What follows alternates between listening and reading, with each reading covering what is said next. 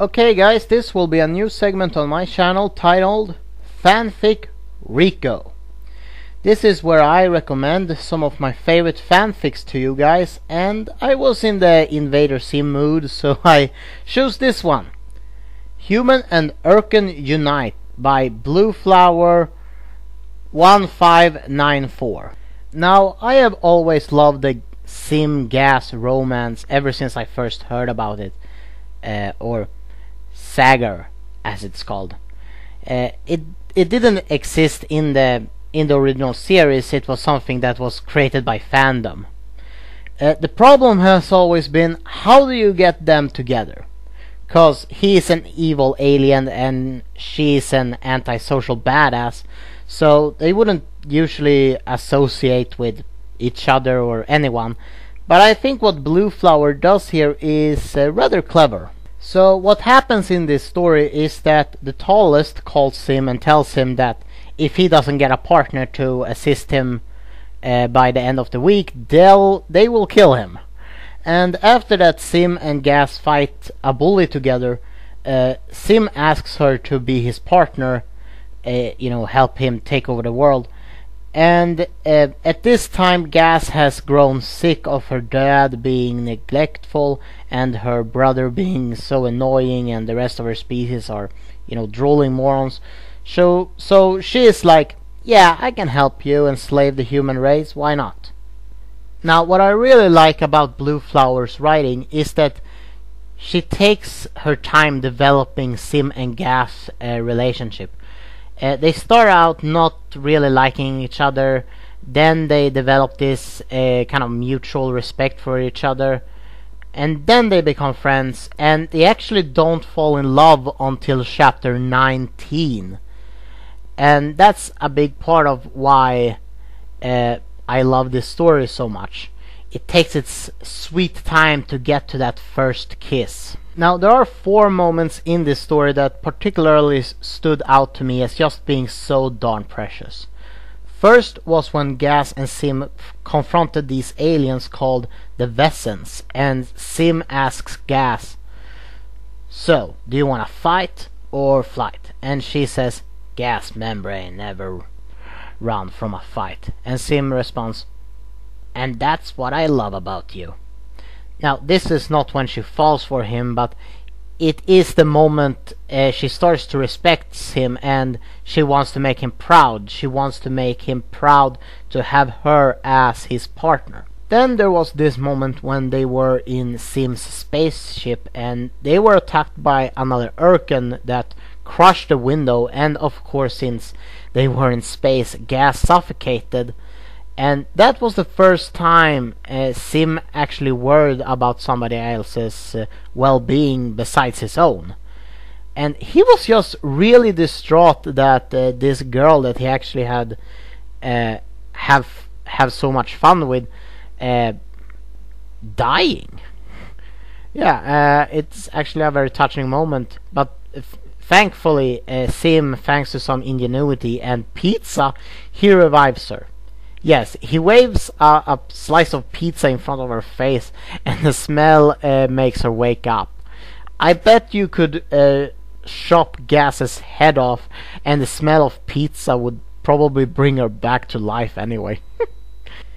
But the most touching moment for me has to be in chapter 14, when Gaz and Zim is sitting on this grassy knoll in the middle of the night, and Gaz starts to talk about her mother. Now, they never told us what happened to Dibs and Gaz's mother in the series, but I actually do like the backstory here. Apparently their mom, Tiff, was killed and her body was never found, and Dib believes, even to this day, that it was aliens that took her away, which is actually very similar to Mulder's backstory in the X-Files. So I really like that little nod there. Anyway, Zim asks why Gaz would care that her mother disappeared. And you must remember that Irkens are trained from birth to be soldiers. So for Zim, death usually doesn't bother him. Gaz then asks him if that death has any impact on him at all. And Zim he doesn't want to admit it, but he starts to think about that moment when she suffocated aboard his ship. And then this absolutely sweetest Invader Zim moment ever happens. Zim said that if they didn't find her mother's body, she might still be alive, and as invaders, they can do anything. He then raised his fist into the air and screamed, "Hear me, Tiff Membrane! There ain't a place on Earth you can hide from me. I will bring you home to your daughter and your unworthy son." Now, Gaz is not stupid. She has accepted a long time ago that her mother really is dead. But she was just so moved that Zim actually seemed to care about her feelings that much, that she actually hugged him. Yes, Gaz actually hugged him. Now Zim thought it was kind of uncomfortable, so he pushed her away, but he then felt sort of bad about it because he gets that she just wants to show her appreciation. So he tries to hug her back, but he don't really knows how. It's sort of like in that episode of The Big Bang Theory when Sheldon tries to hug Penny, but it just becomes this sort of mechanical embracement because he doesn't know how to hug someone. It's the same thing here with Zim. He wants to express his feelings, but he doesn't really know how, and it's just so fucking adorable. Now, the last kind of cute moment is, of course, the kiss scene. And it gets very humorous, which I liked, because anybody that gotten this far in the story knows that it's coming, so why not have a little fun with it? What happens is that Zim and Gaz is in a room on the Irken flagship, and they start kissing, and at that exact moment, Dib flies by the window and he is like, "Ah, come on!" And at the same time, the tallest sees it too through the surveillance cameras, and they go, "Ah! She's eating his face! Ah, I'm blind!" And later we see one of them at the psychiatrist, and he asks the doctor, "Doctor, will I ever be able to eat again?" Now, Zim and Gaz, when they realize that they are kissing, they too start screaming in panic, like, "Ah! Oh my god, what did we just do?" But then they start talking about it, and they decide it doesn't really matter because they actually are attracted to one another, both physically and, emotionally. They are attracted to each other. Zim even says that she is the only living being that he would actually risk his life for. One thing I like about this relationship between Zim and Gaz is that they both has these rugged personas, so even more than most people, they try to protect their feelings from each other. So there are a lot of boundaries that needs to be broken, but as I said, this fanfic does take its sweet time building this relationship up. Let's talk about the other characters in this. Gur, I think, is just adorable, cause he and Gaz do become friends before she and Zim becomes friends, which was actually something we saw a bit of in the show too. And later in this, Gur starts calling Zim and Gaz for Mama and Papa, so I think he sort of helps their relationship on the way. Dib is in this, but he really doesn't do anything important until the last couple of chapters. Now, the villain in this is this crab-like alien named Vixen, and he is actually a really cool villain. He is big, he is powerful, he is intimidating, and he likes to toy with his victims. He reminds me a lot of Megatron, only he's a bit funnier.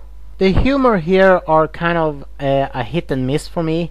There are quite a lot of pop culture references in this, and sometimes it annoyed me, like when Gur said, "Better love story than Twilight," and I was like, okay, that was kind of unnecessary.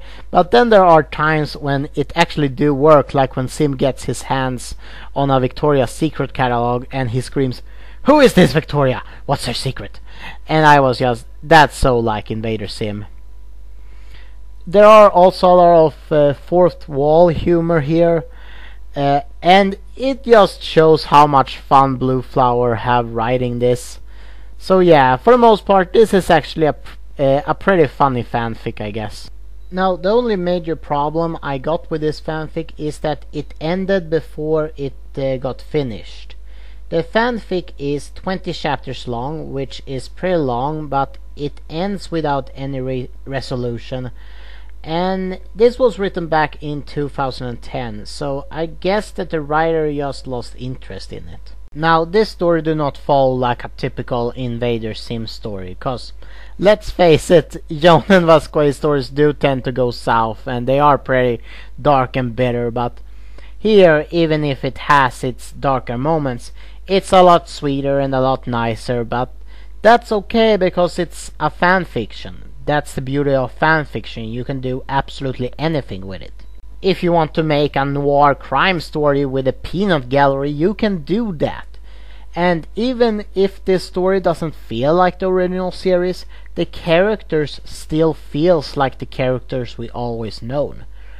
Zim is still a crazy egomaniac, and Gaz is still this "I hope you like Nightmare World" sort of girl, even if they are nicer to one another, and it's actually kind of nice seeing these two in a relationship. So if you are a fan of Saga or just Invader Sim stories in general, this is definitely worth a read.